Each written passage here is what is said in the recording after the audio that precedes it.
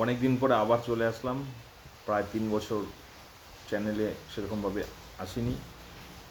বিদ্যালয়ের ছাত্রছাত্রীদের রিকোয়েস্টে আমি আবার আসলাম। বিদ্যালয়ের ছাত্রছাত্রীরা এবং আমার প্রাক্তন বিদ্যালয়ের ছাত্রছাত্রীরা এবং সমস্ত স্তরের ছাত্রছাত্রীদের সুবিধার জন্য আমি কিছু আজকের থেকে আবার আমি কিছু তথ্য দিয়ে ইতিহাস বিষয়ে অষ্টম থেকে দ্বাদশ শ্রেণী পর্যন্ত সহযোগিতা করব। তো এই বছরের মাধ্যমিক পরীক্ষার একটি গুরুত্বপূর্ণ বিষয়, যেটা প্রথম চ্যাপ্টার থেকে আসতে পারে প্রশ্ন, ব্রিটিশ সরকার কেন সোমপ্রকাশ পত্রিকা বন্ধ করে দেবে 2 নম্বরের জন্য।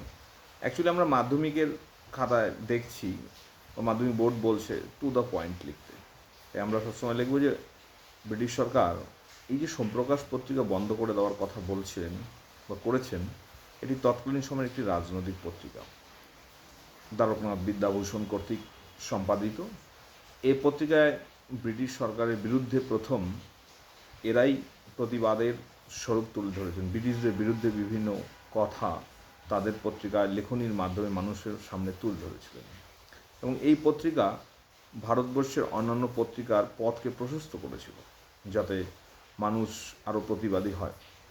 এবং আমরা দেখলাম এই সোমপ্রকাশ পত্রিকার মাধ্যমে ভারতবর্ষের মানুষের মধ্যে জাতীয়তাবাদের বীজটা জাগরিত করতেও এই পত্রিকার একটা অনন্য ভূমিকা নিয়েছিল।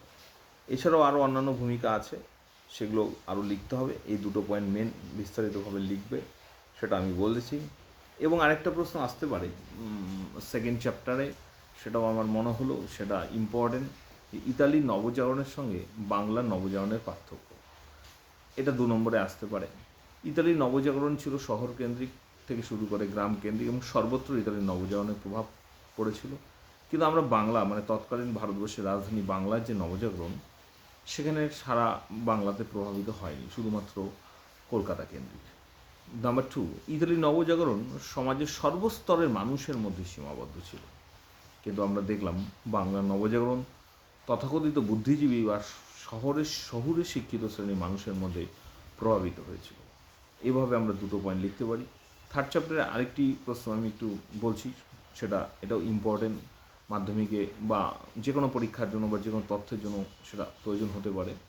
থার্ড চ্যাপ্টারে এই প্রশ্নটাও খুব বারবার চলে আসছে, যে সিপাহী বিদ্রোহের প্রধান প্রধান মানে সিপাহী বিদ্রোহ না, মানে সেই সময় ব্রিটিশদের বিরুদ্ধে বিভিন্ন বিদ্রোহগুলোর নাম, আদিবাসী বিদ্রোহ, সাঁওতাল বিদ্রোহ, কোল বিদ্রোহ, চুয়ার বিদ্রোহ, এইগুলো কিন্তু খুব ভালো করে পড়তে হবে।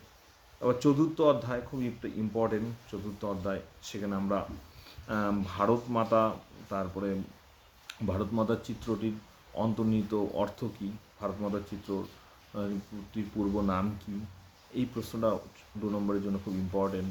হ্যাঁ, সেরকমভাবে সভা সমিতির যুগ 19 শতকে কেন বলা, এই যে সভা সমিতির যুগ, এই প্রশ্নটাকে একটু ঘুরিয়ে লিখতে হবে।